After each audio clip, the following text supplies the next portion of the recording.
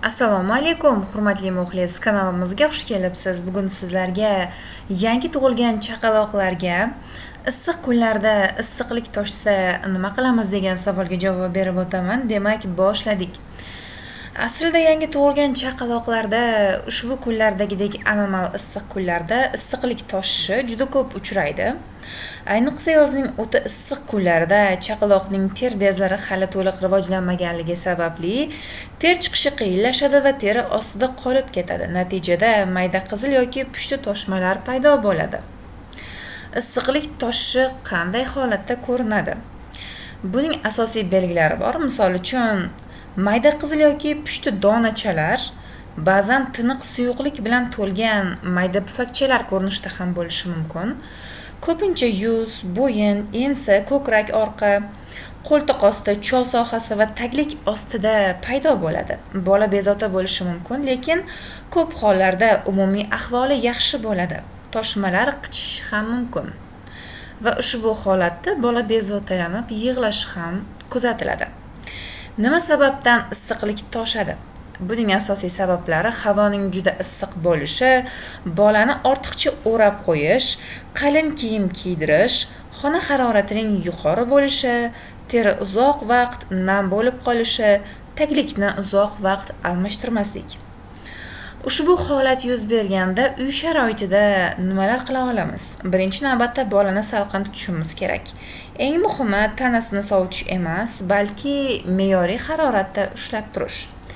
Ideal xona harorati 22-26 gradus atrofida bo'ladi. Ventilyator ishlatsa bo'ladi, ammo havo bevosita bolaga urilmasligi kerak. Keyingi yo'l esa ortiqcha kiyim kiydirmaslik hisoblanadi. Yozda yupqa paxtali kiyim, iloji bo'lsa uyda faqat bitta yupqa kiyim yoki taglik bilan qoldirish mumkin. Sintetik matolardan saqlanish kerak. Tez havo vannasi qildiring. Kuniga bir necha marta, ya'ni 10-20 daqiqa tagliksiz qoldirish juda ham foydali hisoblanadi. Va ushbu holatda teri quriydi va nafas oladi. Bu issiq toshishini davolashning eng yaxshi usullaridan biri hisoblanadi.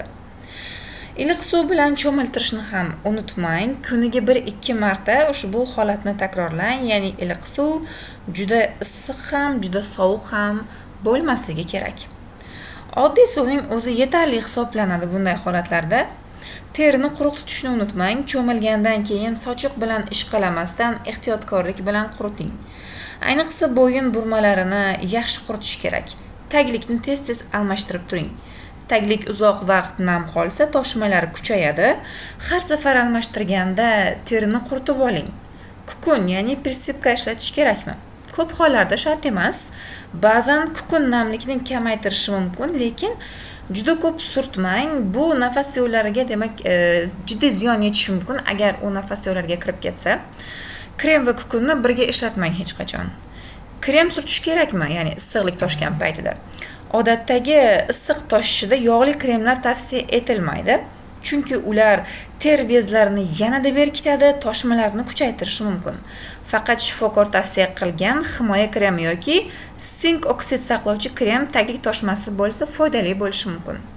Nimalarni qilish mumkin emas? Ya'ni ushbu holatda bolangizga aslo spirt surtmang, yod yoki zelonka surtmang, oqartiruvchi yoki kuchli antiseptiklarni ishlatmang. Oqartiruvchi kukunlarni ko'p sepib yubormang. Juda ham qalin o'rab qo'ymang bolakayni. Issiq toshishini oldini olish uchun birinchi navbatda xonani shamollatib turish kerak. Avval eslatib o'tganimdek, ya'ni harorat 22-26 daraja atrofida ushlanishi kerak xona ichida. Paxtali kiyim kiydirish kerak, bolani ortiqcha o'ramaslik, taglikni vaqtida almashtirish, kuniga kamida 1 marta cho'miltirish, havo vannalarini esa muntazam ravishda qabul qildirib turish kerak.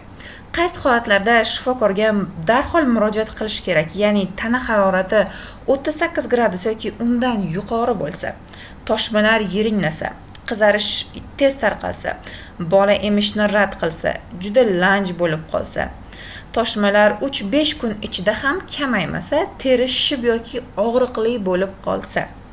O'ylaymanki, shu ma'lumotlarim sizlarga manzur bo'ldi.